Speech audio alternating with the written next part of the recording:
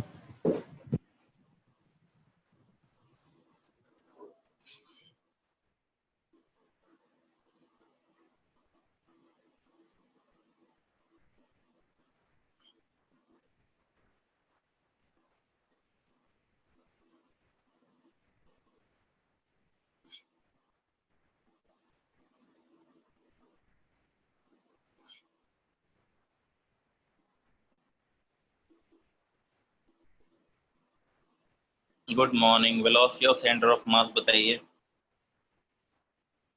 दे रखी हैं आपको 3 पार्टिकल्स की, फिलहाल इक्विलेटरल ट्रायंगल के साइड में है और इस तरह चल रहा है। तो इस वक्त वेलोसिटी ऑफ सेंटर ऑफ मास क्या होगा? जल्दी बताइए, आज फिर कई सारी चीजें डिस्कस करनी है।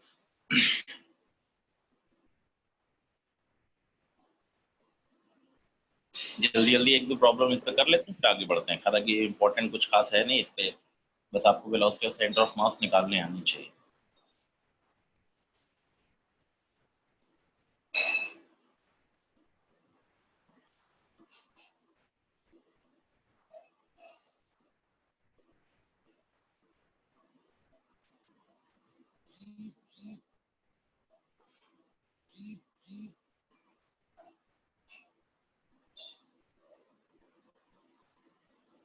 ठीक है, तो ये हो गया 2v/3 and v/, velocity of centre of mass component form में लिख लिया 2v/3 i cap plus v/2 j। Excuse me, sir. हाँ बेटे, सर वो 2/3 थोड़ी ना होगा। सॉरी, हाँ 5/6 होगा। हाँ 5/6, ठीक, 5/6, ठीक है। अच्छी चीज है, बस सिंपल वेक्टर के तरीके से आपको कंपोनेंट लेके सॉल्व कर लेना है बस। एक्सेलरेशन ऑफ सेंटर ऑफ मास पूछ ले, ये और भी आसान है।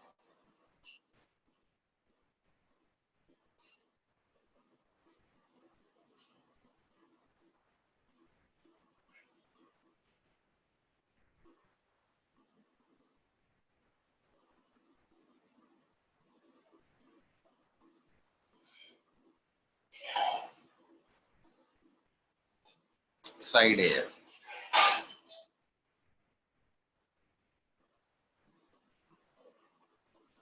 डिग्री है। Acceleration of centre of mass बताइए।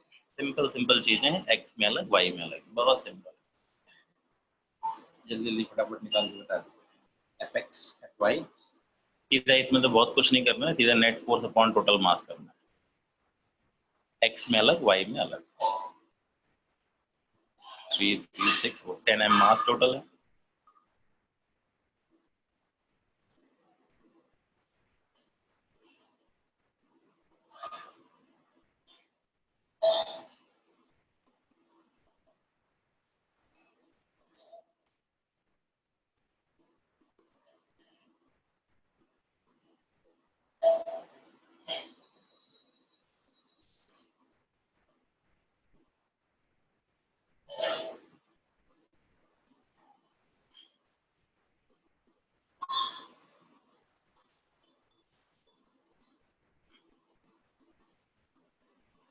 एक्स में अलग वाई में अलग,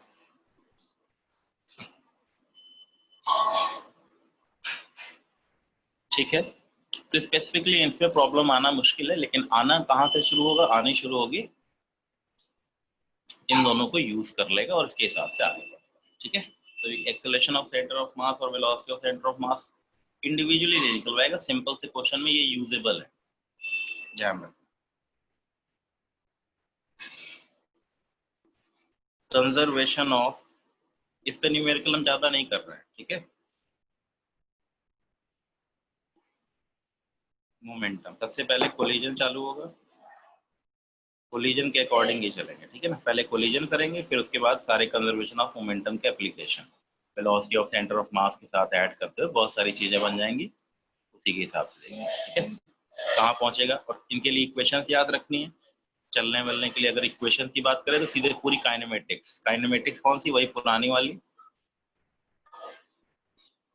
drc by dt is equal to vc, यहाँ से इंटीग्रेट कर सकते हैं, drc का इंटीग्रेशन बराबर vc dt का इंटीग्रेशन, ऐसे dvc by dt is equal to acceleration shows dvc is equal to ac dt का इंटीग्रेशन। अगर ac कांस्टेंट है तब केस में आ जाएगा vc बराबर uc प्लस act, rc बराबर uct plus half of act square and vc square is equal to uc square plus twice of ac into position rc। तो ये सब एप्लीकेबल है, इनसे पोजीशन वगैरह कैलकुलेट कर ली जाएगी। अब कंजर्वेशन ऑफ मोमेंटम क्या कहता है, बहुत ही आसान सा कंसेप्ट है।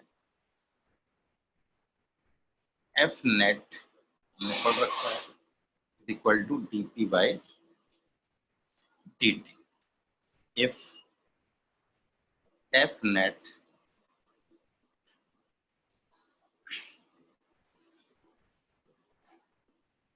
नेट सम ऑफ इंटरनल 0 आता है, ठीक है।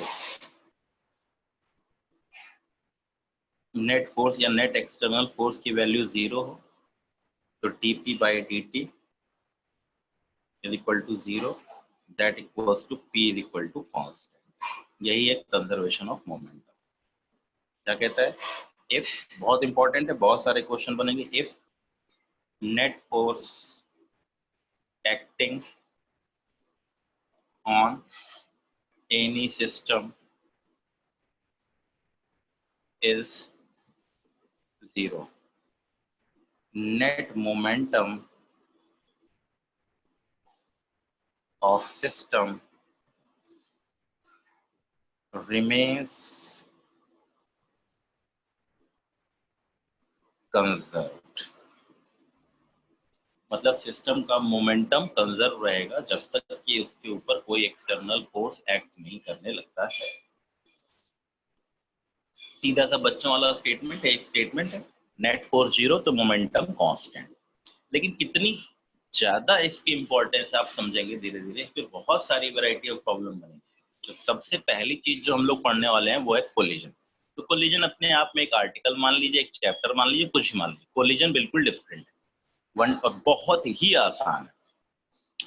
लोग फॉर्मूले और मूले रट लेते हैं, हम लोग फॉर्मूले और मूले नहीं रटेंगे। कोलिजन में होता क्या है, कोलिजन में बेसिकली कंसेप्ट है, दो बॉल्स या दो तरीके की बॉडीज जब आपस में टकराती हैं तो टकराने के बाद क्या होता है, उनका मोमेंटम तो कंजर्व रहता है बट उनकी वेलोसिटीज चेंज आती हैं। हो सकता है उनकी नेट काइनेटिक एनर्जी बदल जाए, हो सकता है उनकी नेट काइनेटिक एनर्जी सेम रहे, चेंज हो जाए, थोड़ा लॉस हो जाए। तो ऐसी कंडीशन में हम लोग इलास्टिक इन इलास्टिक कोलिजन तरीके से डिवीजन पूरा लेके चलते हैं। कोलिजन हमारा मेनली कंसेप्ट है जिसमें हम कंजर्वेशन ऑफ मोमेंटम का पहला एप्लीकेशन पढ़ने जा रहे हैं, लेकिन इसको हम एज ए पूरा नया आर्टिकल पढ़ेंगे। केवल कंजर्वेशन ऑफ मोमेंटम ही नहीं, तो बहुत कुछ अभी ऐड हो जाएगा। कोलिजन एक बेसिक एग्जांपल है कंजर्वेशन ऑफ मोमेंटम का। इसको जिस तरह मैं समझा रहा हूँ उस तरह समझिएगा, बहुत आसान हो जाएगा। और सीधे लोग अलग अलग फॉर्मूले लगाते हैं, मैं कुछ फॉर्मूले और मैं लगाता हूँ। मेरा तो एक ही नियम है, मैं दो इक्वेशन बनाता हूँ, उससे सॉल्व करता हूँ, कैसी भी प्रॉब्लम आ जाए। तो कोलिजन में हो क्या रहा है, एक बॉल है तो दूसरी बॉल, मान लो m1 है और m2, ये जा रही है u1 वेलोसिटी से और ये दोनों u2 से। तो ध्यान क्या रखना है, यहाँ दो वर्ड्स आएंगे, velocity of approach, velocity of separation. Before collision approach होगा कि सेपरेशन होगा, आप लॉजिकल है। अगर दो बॉडीज आपस में कोलाइड करना चाहती हैं तो कोलिजन के पहले दोनों बॉडीज एक दूसरे को अप्रोच कर रही होंगी, या यूं कहूं फर्स्ट बॉडी सेकेंड बॉडी को अप्रोच कर रही है, बिल्कुल ठीक बात है। आफ्टर कोलिजन अगर मैं कहूँ तो क्या होगा, जैसे कार आ रही है धड़ा से टक्कर की, तो पहले अप्रोच कर रही थी, टक्कर हुई, कोलिजन के बाद दोनों सेपरेट करेंगे। तो after collision they will separate from each other. तो before collision and after collision ये दोनों कोलाइड करेंगे। फिर एक समय ऐसा आएगा जब दोनों सेम वेलोसिटी से चल रहे होंगे, उसको वेलोसिटी ऑफ सेंटर ऑफ मास भी बोलेंगे। और उसके बाद थोड़ी देर बाद दोनों अलग अलग वेलोसिटी से चलेंगे। Before, during, after. ठीक, इसको हम कुछ इस तरीके से ट्रीट करते हैं। हम M2 के पीछे एक स्प्रिंग जोड़ लेते हैं।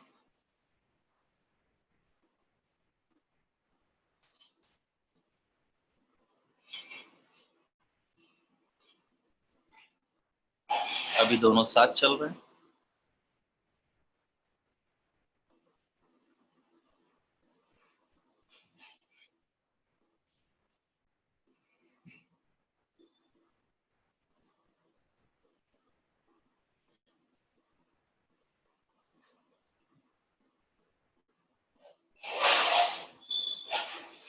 आपको कुछ इस तरीके से याद रखना है, स्प्रिंग के तरीके से याद रखेंगे तो सब कुछ याद रहेगा।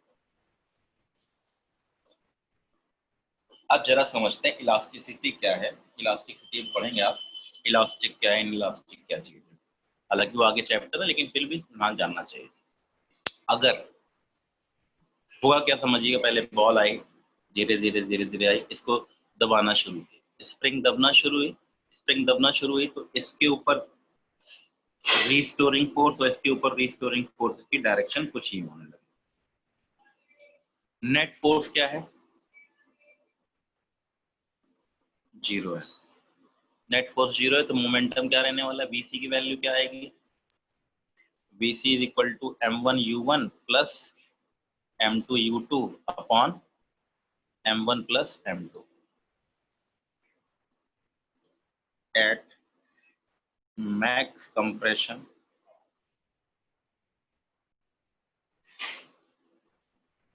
V1 बराबर V2 बराबर VC। Loss of kinetic energy, maximum loss of kinetic energy is equal to elastic energy stored in two balls। Actually spring मान चल रहे हैं, ये पूछ लेता है, ध्यान रखिएगा। K initial minus K max compression. Excuse me, sir. हाँ So पेज बोलो। सो पेज ऊपर करने के लिए कह रही अच्छा अच्छा ठीक। तो इतनी एनर्जी डेल्टा U की वैल्यू आएगी half of M1U1 square plus half of, ये बहुत काम की चीज है इसीलिए पहले ही सिखा रहा हूँ, बाकी तो हम पूरे चैप्टर में वो करते रहेंगे।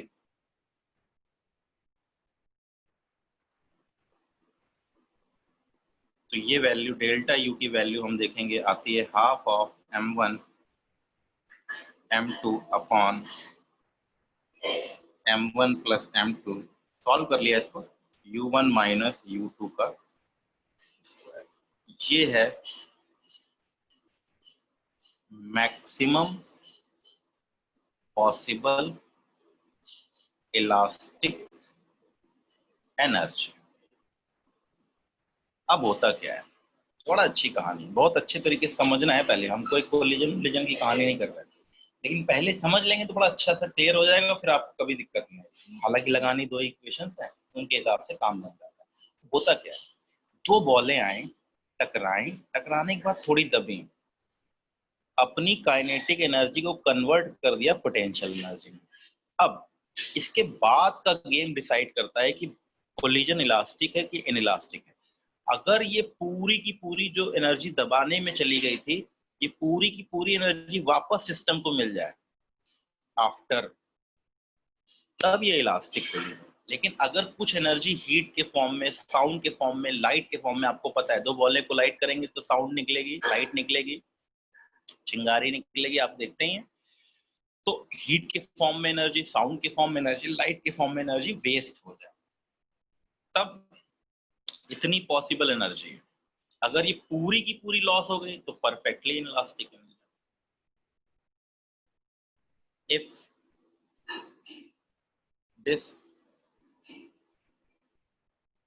this energy again restored in form of kinetic energy, elastic collision.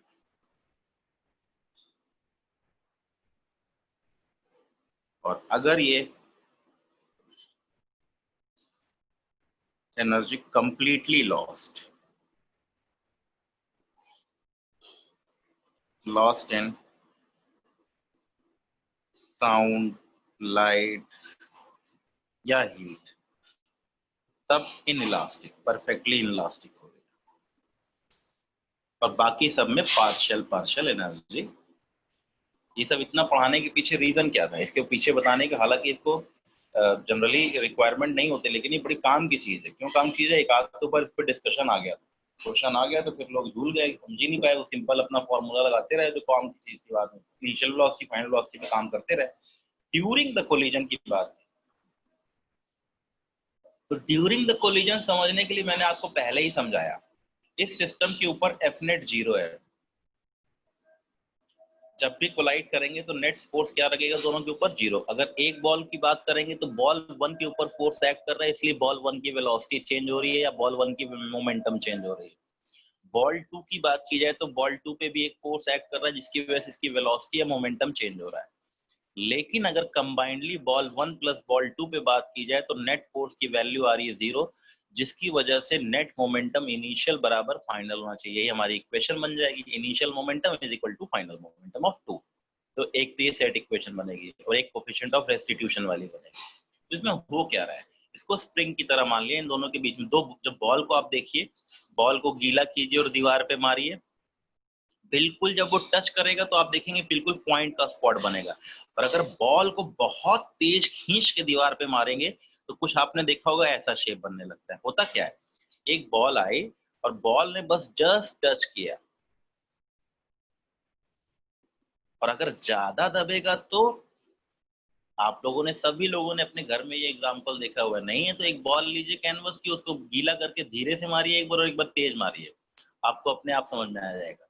Slow मारने पे वो हल्का सा दबेगा फिर वापस आ जाएगा, तेजी से मारने पे वो पूरा दबेगा और दबने के बाद फिर वापस आएगा। Elastic energy. तो पहले इन दोनों की जो काइनेटिक एनर्जी थी वो कन्वर्ट हो गई इलास्टिक एनर्जी में।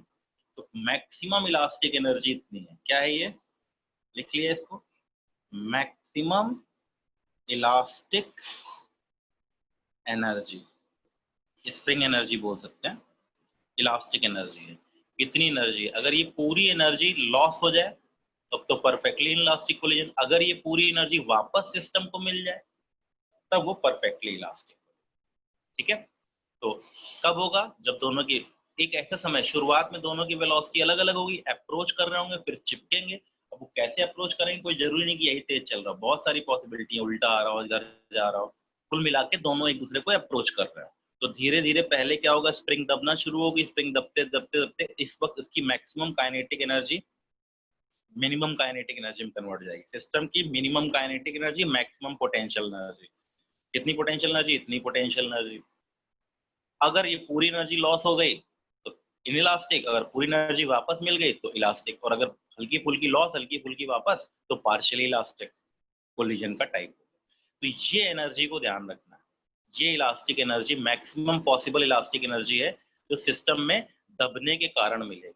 अच्छा, होगा क्या, वेलोसिटी के तरीके से अगर बात की जाए तो पहले वाले की वेलोसिटी u1 को अगर मैं देखूं तो घटेगी, और दूसरे वाले की वेलोसिटी को देखूं तो बढ़ेगी। तो ये v1 है, ये v2 है। तो V1 घट रही है, V2 बढ़ रही है, तो ये है Vc।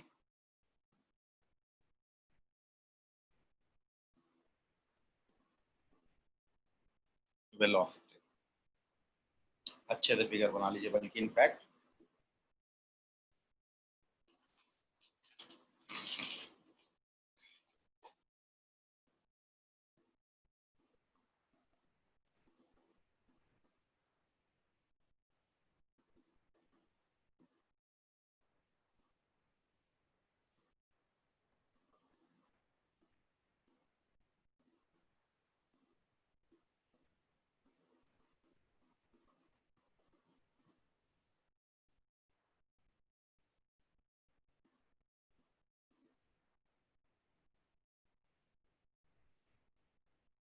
ग्राफ समझ में आ गया होगा। पहले वाले ब्लॉक की वेलोसिटी धीरे धीरे घटती रही, दूसरे वाले ब्लॉक की वेलोसिटी लॉजिकल है, आप समझ सकते हैं, कोई बड़ी चीज तो है नहीं है, आप समझ सकते हैं।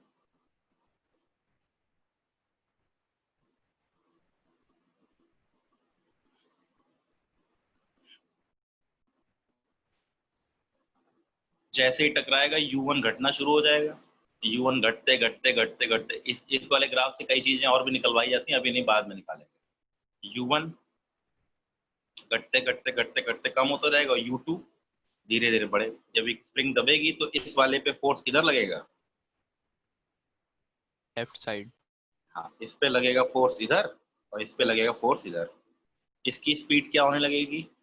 कम होने डिक्रीज। लगेगी। इसकी स्पीड क्या होने लगेगी? Increase.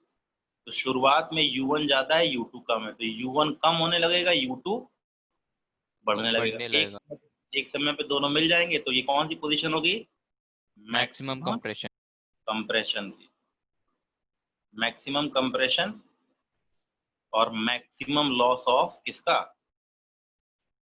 Of kinetic kinetic. Energy. और ये एनर्जी किस में कन्वर्ट हो रही है? पोटेंशियल में। अगर ये पोटेंशियल वाली एनर्जी वापस आ गई, पूरी आ गई, इलास्टिक, और वेस्ट हो गई तो इनइलास्टिक। पार्शियल तो पार्शियल इलास्टिक। यहीं से कोएफिशिएंट ऑफ रेस्टिट्यूशन वगैरह की बात भी शुरू हो जाएगी। क्या होता है? तो पहली चीज, ये चीज क्लियर हो गई ना, कोलिजन का बेसिक आइडिया क्लियर हो गया ना। तो अब इसको यूज करके सीधे फॉर्मूले बनेंगे। तो one dimension,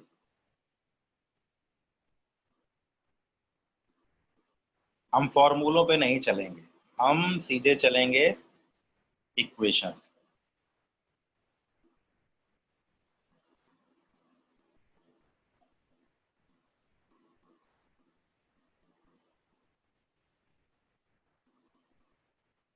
net momentum constant रहना चाहिए, तो पहली इक्वेशन तो यही रहेगी। वेक्टर फॉर्म में होती है, ध्यान रखिएगा। हालांकि वन डायमेंशन में हमें बस प्लस माइनस साइन से काम चला लेना होता है, लेकिन टू डायमेंशन में कभी कभी ये वेक्टर के तरीके से ऐड करवा लेता है, तो एज ए वेक्टर याद रखिए। तो पहली इक्वेशन तो हमको यही मिलने वाली है हमेशा, टोटल मोमेंटम कंजर्व रहेगा। ठीक, यहीं से दो तीन चीजें होंगी। Velocity of approach,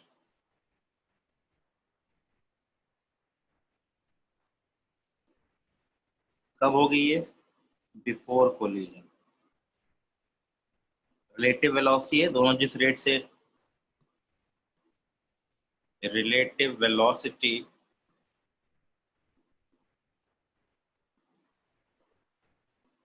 by which first approaches second body. So u approach is equal to u1 minus u. Sir page ऊपर कर लो। हाँ, velocity of separation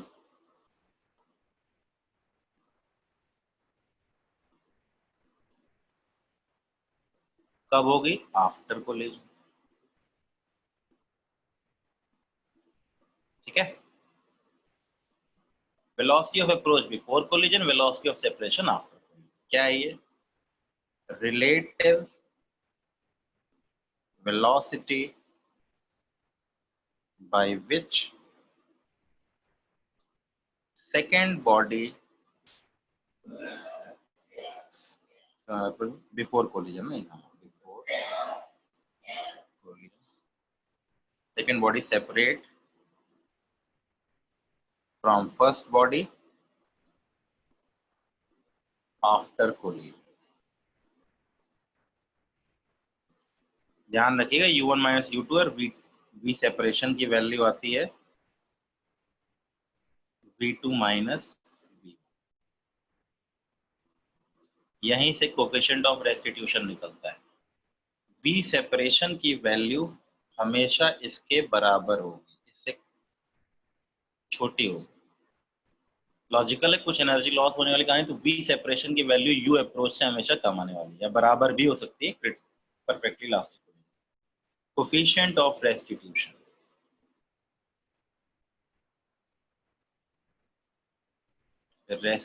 बहुत यूज होगा ये, बस इसका फॉर्मूला याद रखिए, कभी गड़बड़ नहीं। Coefficient of restitution E is equal to होता है किसी भी कोलिजन के लिए v separation upon u approach, या v2 minus v1 upon u1 minus u। एक और बात याद रखनी है, ये और ये दोनों पैरेलल होंगी, v सेपरेशन हमेशा आएगी u अप्रोच के पैरेलल,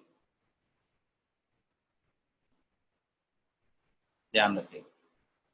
इसलिए प्लस माइनस में अपने आप कन्वर्ट होकर वैल्यू आ जाएगी।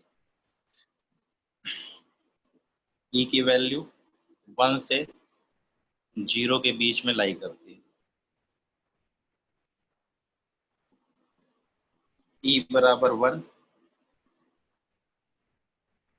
Perfectly elastic collision v2 minus v1 is equal to u1 minus u। E is equal to 0, both stick together, दोनों चिपक जाते हैं। v1 बराबर v2 बराबर v, इसको बोल दिया इनइलास्टिक। अगर वेलोसिटी ऑफ सेपरेशन 0 हो जाए, वेलोसिटी ऑफ सेपरेशन 0 कब होगी? जब v1 v2 दोनों चिपक जाए, both stick together and move together.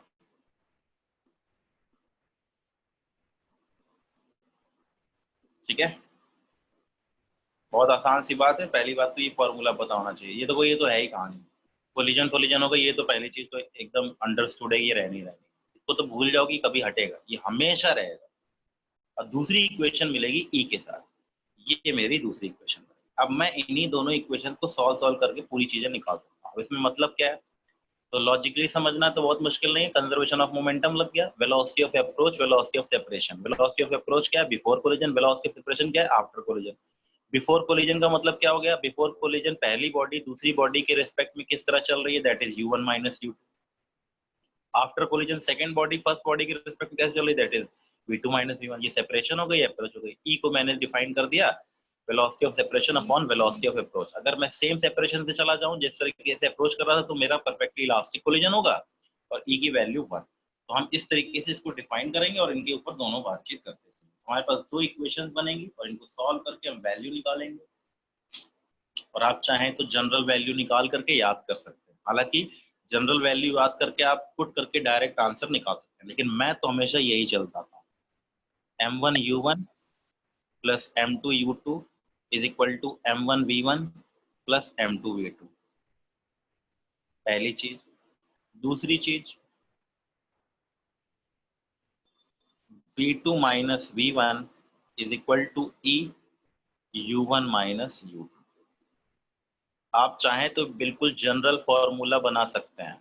क्या आप बना सकते हैं? इसको बना लीजिए, v1 v2 की वैल्यू निकाल लीजिए, आप जनरल फॉर्मूला बना लीजिए। चलिए, ई के साथ ही याद रखना है, परफेक्टली इलास्टिक हो तो ई की वैल्यू 1 रख देनी। आप एक जनरल फॉर्मूला बना लीजिए, आप लोग याद रखिएगा, मैं नहीं याद रखूंगा। इन दोनों को सॉल्व करके v1 और v2 की वैल्यू निकाल लीजिए।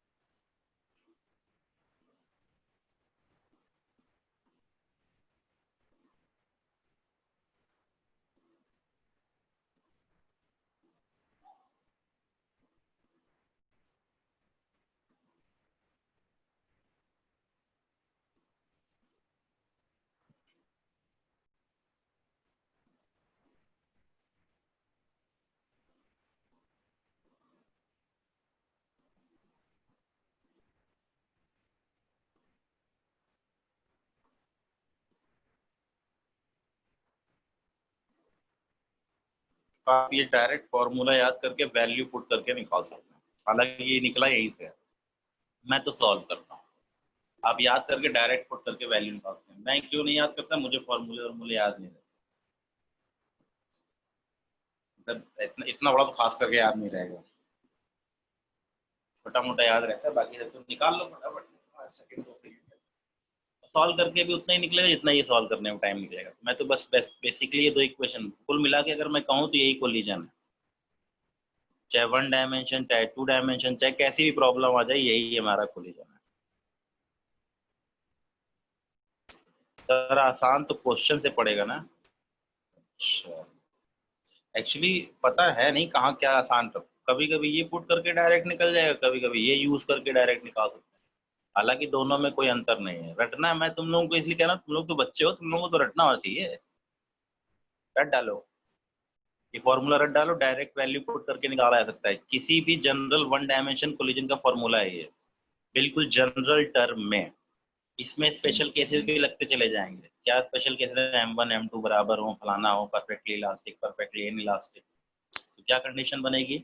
जब M1 is very very greater than M2, एक ट्रक एक साइकिल वाले को टक्कर मार दे, तो divide by M1, put M2 by M1 approximately, तो आगे सबको M1 से डिवाइड कर देंगे तो ये तो 0 हो जाएगा। U1 या लिख लो पहले M1 या 1 minus M2 by M1 E U1 plus M2 by M1 U2 1 plus A by 1 plus M2 by M1। ये सॉल्व कर लिया, ये वैल्यू आ गई U की, U1। हाँ ठीक है, जो भी आ रहा है वो आपको याद रखना। V2 की value M2 by M1 minus ए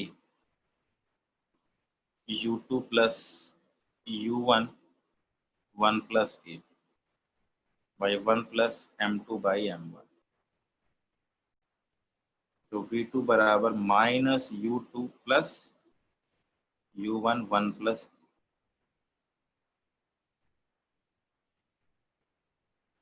और जब M2 ग्रेटर देन M1 हो, divide by M2, put M1 by M2 is equal to 0। तो V1 की वैल्यू आ गई माइनस U1 प्लस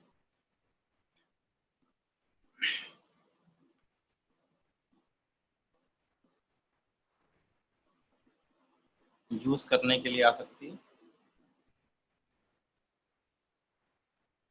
नहीं आए तो बस एक ही तरीका है, मास को M मान लो, बाद में उसको डिवाइड करो। शुरू में लोग इनफाइनाइट मान लेते हैं, इनफाइनाइट जैसे दीवार होगी, ट्रक हो गया, बड़े बड़े दीवार से टकराने का मतलब M2 की वैल्यू क्या हो गई? किसी भी दीवार से टकराए तो M2 की वैल्यू इन्फिनिटी हो गई। तो ध्यान रखिएगा कि अगर हैवी आए तो आपको इस तरीके से डिवाइड करना है, आपको रटने की कोई जरूरत नहीं, आपको ये सारे केसेस याद करने की कोई भी रिक्वायरमेंट नहीं। आपको बस एक छोटी सी चीज याद रखनी है, जो बहुत हैवी मास है उसको मास को कैपिटल M मान करके उससे डिवाइड कर लो। आखिरी में कैपिटल M से डिवाइड करोगे तो जहां जहां इक्वेशन बन रही है वहां capital M small m by capital M की वैल्यू को 0 पुट करो, बस खत्म। ये रटना नहीं है, ये याद कर लेना। ये मैं चाहूंगा कि आप लोग याद रखिए, डायरेक्ट निकालना आसान रहेगा अगर 1 डायमेंशन है तो सिंपल क्वेश्चन है तो डायरेक्ट वैल्यू पुट किया निकाल लिया। कई बार ये बहुत अच्छा हो जाता है डायरेक्ट निकालने के लिए, बस पुट किया वैल्यू फटाफट चेक कर ली। अप्रोक्सीमेशन यूज करना है तो भी बहुत आसान हो जाता है, तो अगर हमको ये याद है तो हम अप्रोक्सीमेशन भी बड़ी आसानी से यूज कर लेंगे। अदरवाइज मैं इन दोनों इक्वेशन को सॉल्व करूंगा तो एक बार कैपिटल M लिखूंगा, एक बार स्मॉल m लिखूंगा, पूरा सॉल्व करूंगा, फिर आखिर में जाकर के small m by capital M से डिवाइड कर दूंगा और इसको 0 करूंगा आखिर में। तो वो एक लंबा काम है। अगर ये मालूम रहे तो पुट कर लिया फटाफट, जिस जो हैवी मास है उसको डिवाइड कर लिया। मासेस बराबर है तब भी आसान हो जाएगा, mm से बढ़ जाएगा 1 माइनस EU1 और U2 1 प्लस EU2, बस इस तरीके से पुट कर लिया और वैल्यू निकाल ली। दोनों अगर मासेस बराबर है बाई 2 करके आ गया। तो ये केसेस हैं, इसी में दो special cases, perfectly elastic collision, perfectly inelastic collision. उनका प्रूफ पूछ सकता है, न्यूमेरिकल पूछ सकता है, बहुत सारी चीजें आ सकती हैं, तो हम उनको भी नहीं रटेंगे, उनको भी हम ऐसे ही निकालेंगे। परफेक्टली इलास्टिक कोलिजन क्या है, ये प्रूफ फाइनल एग्जाम्स में आता है। आपका जो फाइनल एग्जाम होगा ना, उसमें ये 5 नंबर क्वेश्चन है, जरूर आएगा। ये वर्क पावर एनर्जी यूनिट में काउंट किया जाता है, और ये जरूर आएगा तब जब फाइनल एग्जाम होगा। पक्की बात है, ध्यान रखना, इसीलिए करा रहा हूं मैं। परफेक्टली इलास्टिक कोलिजन, आपको आपकी इक्वेशन मिल गई और जनरल फॉर्मूला भी मिल गया, लेकिन ये दोनों स्पेशल केसेस हैं जो कि बोर्ड में एग्जाम के तौर पे आते हैं, तो हम इनको एज ए रिजल्ट की तरीके से याद कर सकते हैं। P initial is equal to P final, यानी M1 U1 plus M2 U2 बराबर M1 V1 plus M2 V2। M1 एक साइड ले लिया।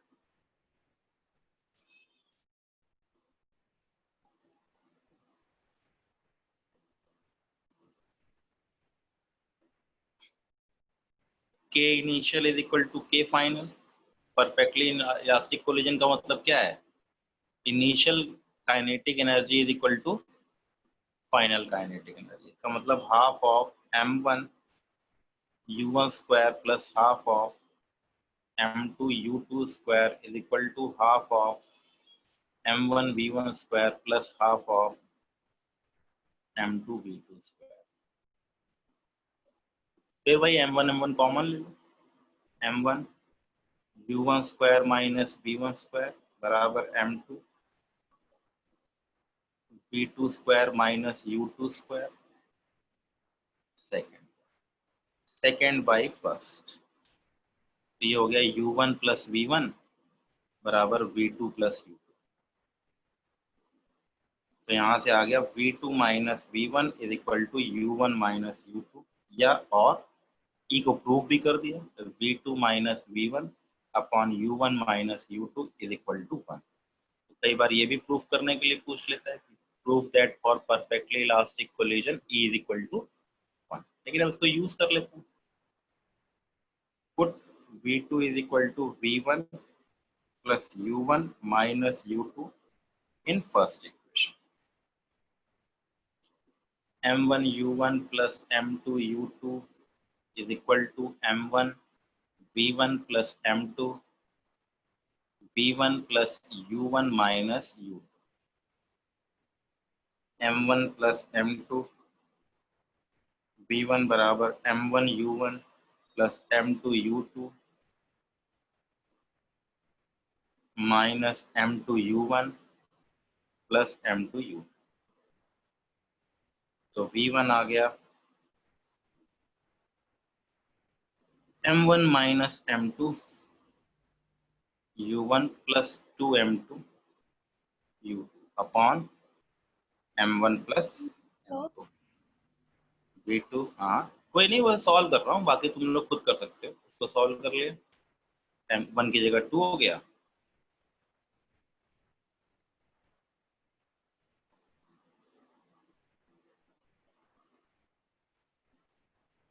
ये स्पेशल केस याद रखना। जब M1 बराबर M2 बराबर M हो जाए तो V1 बराबर हो जाएगा U2 और V2 बराबर हो जाएगा U1। याद रखना है, बहुत स्पेशल केस है, ठीक है। तब जब दो सेम मास की बॉडीज परफेक्टली इलास्टिक कोलिजन करती हैं तो उनकी वेलोसिटी एक्सचेंज हो जाती है। Two bodies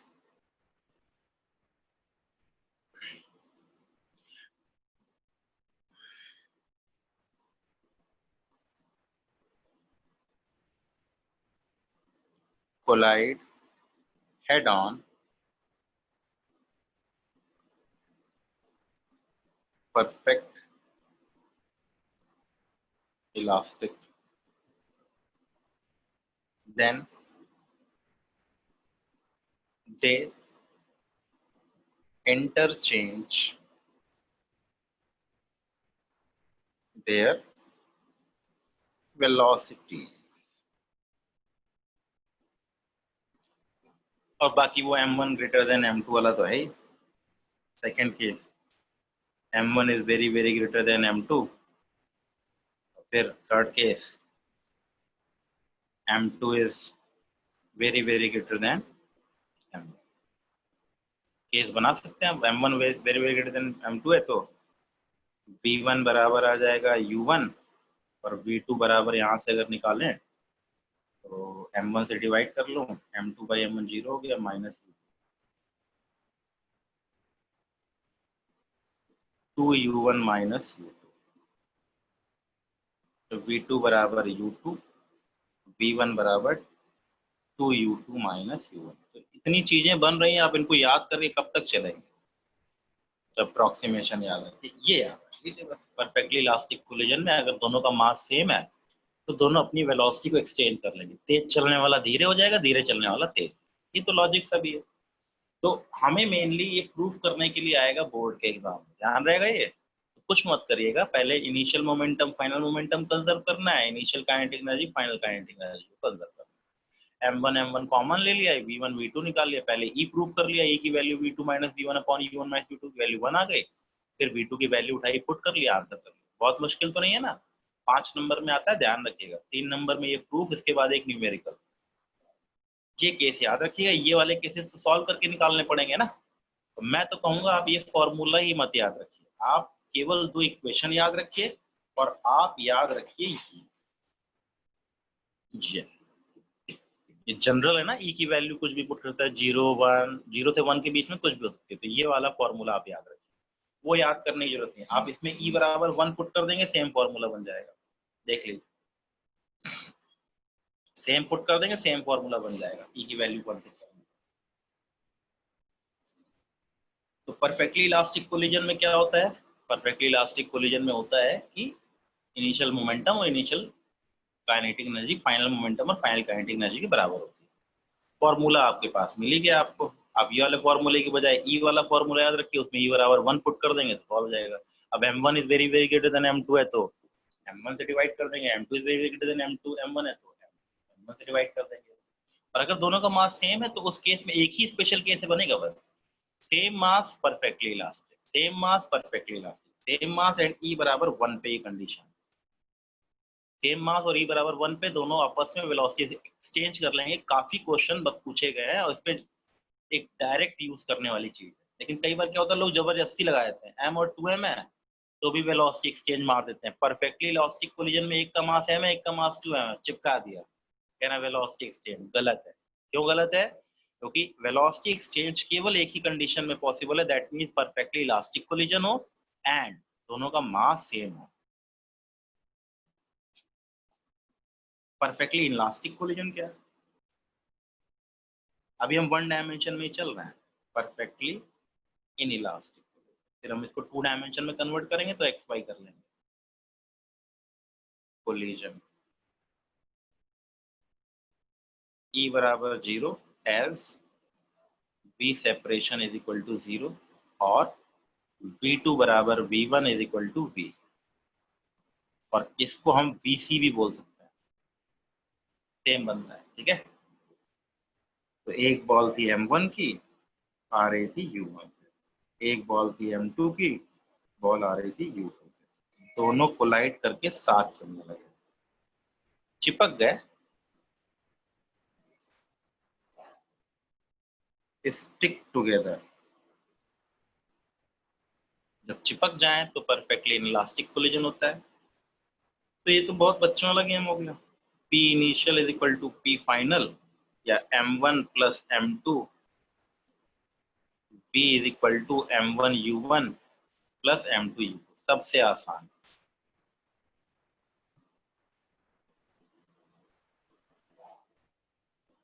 upon M1 plus M2, या सिंपली लिख दो इसको VC। तो ये भी कभी कभी पूछ लेता है, लॉस ऑफ एनर्जी पूछता है।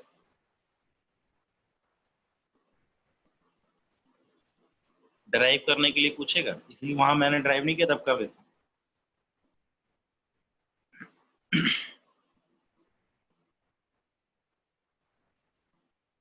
ये मैक्स पोटेंशियल एनर्जी की है, ठीक है। Loss of energy is maximum potential energy.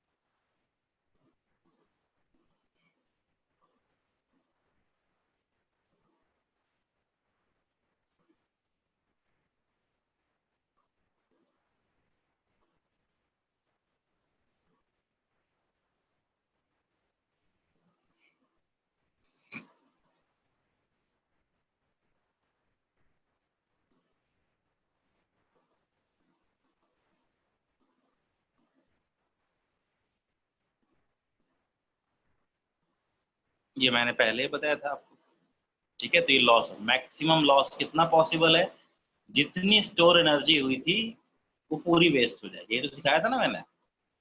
जो बीच में लॉस हो रहा, जो बीच में दबने पे स्प्रिंग की पोटेंशियल एनर्जी आ रही थी, वो अगर पूरी लॉस हो जाए, परफेक्टली इनइलास्टिक, पूरी वापस मिल जाए, परफेक्टली इलास्टिक। Got it? ये भी ध्यान रखना। तो perfectly elastic, perfectly inelastic collision को एक केस बना के सॉल्व कर लिया जनरल। तो अब हमारे पास, अब मैंने ये सब चीजें थ्योरी वोरी वाला पार्ट आपसे डिस्कस कर लिया, ये आपका काम है, पढ़ लीजिएगा, पूछे पाछे बोर्ड के आर्टिकल के तरीके से काम में आ जाए, अच्छी बात। अब आती है बात न्यूमेरिकल। न्यूमेरिकल में आपकी इंटेलिजेंस काम करेगी कि आप किससे अप्रोच से, एक तो वो दो इक्वेशन तो हैं, दो इक्वेशन तो हमने बिल्कुल दिमाग में बैठा ली कि वो हमको, जब कोलिजन की प्रॉब्लम किसी से नहीं होगी तो इन्हीं दोनों से होगी, मतलब वो एक जनरलाइज्ड मेथड है, उससे डायरेक्ट होगा। लेकिन बाकी और भी हम शॉर्टकट यूज कर सकते हैं। प्रॉब्लम्स में अगर बात करें, यूज, पहले 1D की बात करने वाले हैं। Use m1u1 plus m2u2 m1v1 plus m2, साथ साथ कोफिशिएंट ऑफ रेस्टिट्यूशन के लिए बताएगा, ये फर्स्ट, ये सेकंड। और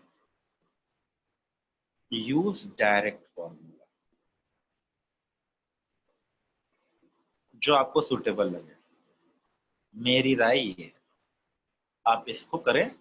कभी कभी जब लगे कि डायरेक्ट पुट करके निकाल लेने में आसान है, पर बस वैल्यू पुट करनी, हाँ वो फॉर्मूला रटा होना चाहिए, मतलब वो ई वाला फॉर्मूला रटा होना। ई की वैल्यू 1 तो परफेक्टली इलास्टिक, ई की वैल्यू 0 तो परफेक्टली इनइलास्टिक, तो वो तो कभी गड़बड़ नहीं होनी चाहिए। कुल मिला के हमको ये वाली इक्वेशंस, ये वाली, इन दोनों को मिला करके सॉल्व करना आना चाहिए 1D में। इसी पे तमाम चीजें बनती जाएंगी। और इसमें याद क्या रखना है, कोई बड़ा है, अगर बहुत बड़ा है, if any body is very heavy, then take it as capital M, solve in last, divide by M, and put M by M is equal to 0। यही प्रोसीजर लोग शुरू में इनफाइनाइट पुट कर देते हैं, वेरी हैवी। हम generally इसको कहते हैं m बराबर इन्फिनिटी, तो लोग शुरू में ही इन्फिनिटी पुट कर देते हैं, बहुत बकवास है, गलत है। क्या करना पड़ेगा, then take it as m, solve करो, फिर in last divide by m and put m by m is equal to 0 to find answer. ठीक, इसमें कई बार लोग वो फॉर्मूला भूल जाते हैं, इसी को लगाते रहते हैं, फिर कहते हैं सर ये हैवी मास का कैसे करें, m equal to infinity put कर रहे हैं, आंसर ही नहीं आ रहा। उसका तरीका क्या है, उसको m मानो, सॉल्व करो, सॉल्व करने के बाद लास्ट में जब सॉल्व कर लो तब लास्ट में डिवाइड करोगे, तब आंसर आएगा। मेरी बात समझ में आ गई? ठीक है ना। ये 2-3 चीजें हैं जो हमको जाननी है, हम इनके ऊपर न्यूमेरिकल कल से स्टार्ट करेंगे डिस्कस करना। अभी भी हम एक दो न्यूमेरिकल करते हैं, लेकिन हमें ध्यान रखना है कि हम इसके ऊपर पूरी प्रैक्टिस करेंगे। पहले 1D 2D आते ही तुरंत क्या करना है, एक्स अलग वाई अलग। तो उसमें एक नियम है, जैसे अभी तक हम लोगों ने लॉज ऑफ मोशन में क्या कहा था, जिधर बॉडी जा रही है उसको एक्स मान लिया, जिधर बॉडी नहीं जा रही है उसको वाई मान लिया। सर्कुलर मोशन में क्या बोला, सेंटर की तरफ एक्स मान लिया, उसके परपेंडिकुलर वाई मान लिया। सिमिलरली 2 डायमेंशनल कोलिजन में भी एक नियम बनेगा, common normal common tangent, x और वाई, बस उसके अकॉर्डिंग चलेंगे। नियम यही दोनों रहेंगे, सॉल्व करने की अप्रोच यही रहेगी, या फिर फॉर्मूला पुट करके निकालना चाहे तो फॉर्मूला भी इंपॉर्टेंट है, और बाकी ये दोनों से तो आप पूरी दुनिया की प्रॉब्लम सॉल्व कर ही सकते हैं। एग्जांपल लेते हैं, m का है 2m का, सॉरी 2m का है, u से जा रहा है, m का है 2u से जा रहा है। चलो e बराबर 1 ले लेते हैं। फाइंड v1 एंड v2, बताइए।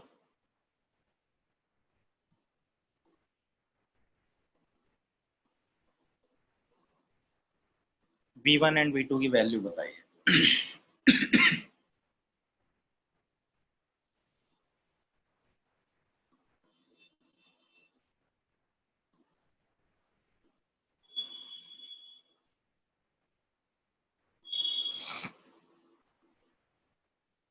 इतना टाइम लग रहा है, कोलिजन ही नहीं होगा लल्लुओं, सबके सब लल्लू लाल है।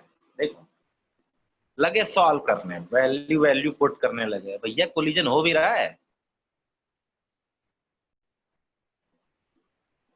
क्या, कोलिजन हो रहा है?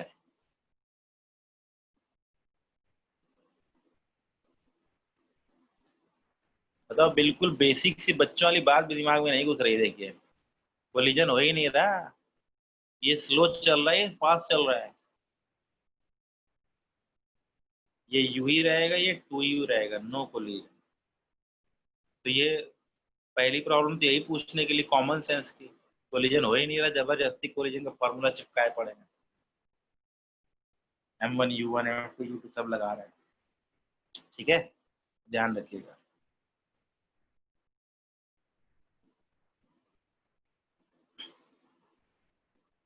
अब कर लीजिए, e is equal to 1/2। एक मिनट,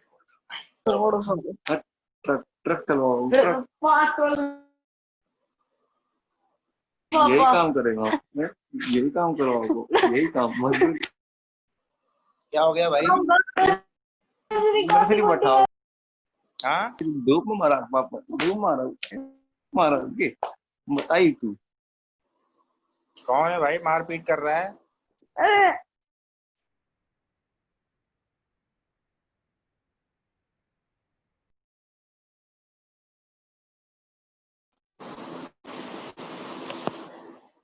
बताइए। 2m 2u mu और e इक्वल टू 1/2। कुछ नहीं करना, बच्चों वाला गेम है। 2m into 2u plus m into u बराबर 2m into v1 plus m into v2। 2v1 plus v2 is equal to 2 2 4 1 5 5u, first equation. v2 minus v1 is equal to e times u1 minus u2। कपीश भाई, कपीश जी ध्यान रखो, आवाज मत निकालो। v2 sorry sir, गलती से हो गया। कोई बात नहीं, लड़ाई करनी अपने भाई से जम के लड़ाई करो, तो कायदे से लिटा के मारो, लेकिन अब माइक ऑफ करके। फिर बाद में वो पापा आएंगे तो पापा तुमको ठोकेंगे कायदे से। ध्यान से भाई, क्लास के दौरान ये सब थोड़ा सा ध्यान रखा करो। लड़ाई झगड़ा करना अच्छी बात है भाई बहनों से, खूब आराम से प्यार से लड़ाई झगड़ा करो, लेकिन थोड़ा सा बाहरियों के सामने नहीं, अवॉइड करो। v2 minus v1 equal to 1/2 u1 minus u2। u1 है 2u माइनस u, तो v2 minus v1 is equal to u/2। कई लोग फॉर्मूला पुट करके निकालना चाहेंगे, बिल्कुल निकालिए, मुझे कोई आपत्ति नहीं।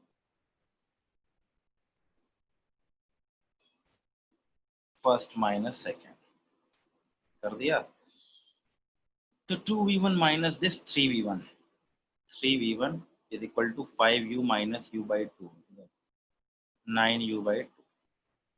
v1 की वैल्यू आ रही है 3u/2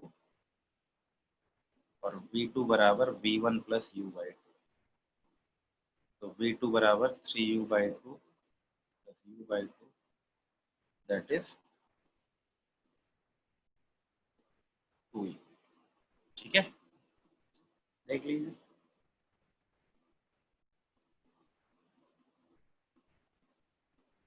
बात कुछ कुछ समझ में आ गई क्यों भाई? तो कल हम इसके ऊपर प्रैक्टिस करेंगे। कल हमारा काम है कोलिजन के ऊपर सारे न्यूमेरिकल करना। पहले 1D वाले धीरे धीरे, पहले आसान वाले फॉर्मूला। देखो मोस्टली तो फॉर्मूले से निकल जाएंगे, जो कॉम्प्लेक्स होंगे, दीवार से टकराना, इनसे टकराना, उनसे टकराना, उन सब के हमको अलग अलग ध्यान देना पड़ेगा। ठीक है, तो कोलिजन के लिए बेसिक कंसेप्ट आपको समझ में आ जा गया, इसको पढ़ लीजिएगा, थ्योरेटिकल पूरा पार्ट। कोलिजन का काम आपका आज का यही है, घर पे जाइएगा, डीसी पांडे किताब उठाइए, पूरा कोलिजन देखते चले जाइए, 1D 2D सब देख डालिए, लाइन से अंडरलाइन कर लीजिए। फिर कल से न्यूमेरिकल स्टार्ट करेंगे, आपको सब कुछ समझ में आएगा। अब आपके ऊपर है ये दोनों इक्वेशंस और वो ई वाला फॉर्मूला, दोनों एप्लीकेबल है, आपको जिसमें सहूलियत लगे, लेकिन आना दोनों चाहिए। कई जगह पे वो अप्लाई नहीं होगा तो ये लग जाएगा, ये जनरल है, ये हर जगह लगेगा, इसको तो लगना ही लगना है, कुछ लगे चाहे ना लगे, लेकिन ये जरूर लगेगा अप्लाइड। और वो फॉर्मूले इन्हीं से निकल करके आए हुए हैं, तो उस फॉर्मूले को डायरेक्ट पुट करने के लिए यूज भी कर सकते हैं, है कि नहीं? चलिए बाकी कल करेंगे डिस्कस, कल से न्यूमेरिकल स्टार्ट करेंगे। आज आप लोग पूरा का पूरा कोलिजन पढ़ेंगे, अंडरलाइन करके पढ़ डालिए पूरा, ठीक है? बाकी कल। थैंक यू बच्चों। Thank you thank sir. You sir. Yes, sir. Thank you sir.